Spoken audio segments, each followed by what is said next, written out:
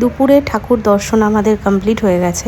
সন্ধেবেলায় ভাবলাম লোকাল যে মার্কেটটা আছে একটু ঘুরে দেখবো সবাই মিলে, কিন্তু হঠাৎ মা একটু অসুস্থ হয়ে পড়ায় মা আর বেরায়নি। আমরা 5 জন একটু বেরিয়েছিলাম এবং বিচের ধারে গিয়ে প্রথমেই খেয়ে নিলাম এই যে সুইট কর্ন। আমরা যেখানে যাই খাওয়া হবে না সেটা তো সম্ভব নয়। এই দাদার দোকানে এই নিরামিষ ফ্রাইগুলো খেয়ে এত ভালো লাগলো যে কি বলবো। আমার এবারে পুরীতে গিয়ে বেস্ট খাওয়া হচ্ছে এই ফ্রাইগুলো। ক্রিসপি ফ্রাই করেছিল, এর মধ্যে ছিল হচ্ছে মাশরুম আর পনির আর ছোট ছোট কিউব করে কাটা ক্যাপসিকাম।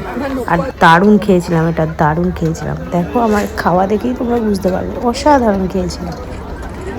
তারপরেই নিয়ে নিলাম এই বড় বড় লঙ্কার চপগুলো। ওফ কি দারুণ খেতে ছিল। আমি এখন ভিডিও এডিট করতে করতে জিভে জল এসে যাচ্ছে। তারপরে চলে এলাম গাঙ্গুরামে। এখান থেকে বাবা নিয়ে নিল মদন মোহন।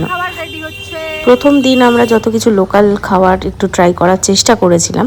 তো দেখতেই পাচ্ছ এখানে আমরা মানে একটা রাস্তার ধারে একটা দোকান থেকে নিয়ে নিচ্ছি রুটি আর তরকারি। প্রথমে আমরা টেস্ট করে দেখছিলাম, তো আমাদের মাশরুমটা একদমই ভালো লাগেনি, তাই বাড়ির সবার জন্য নিয়ে নিলাম একটা মিক্সড ভেজ আর রুটি।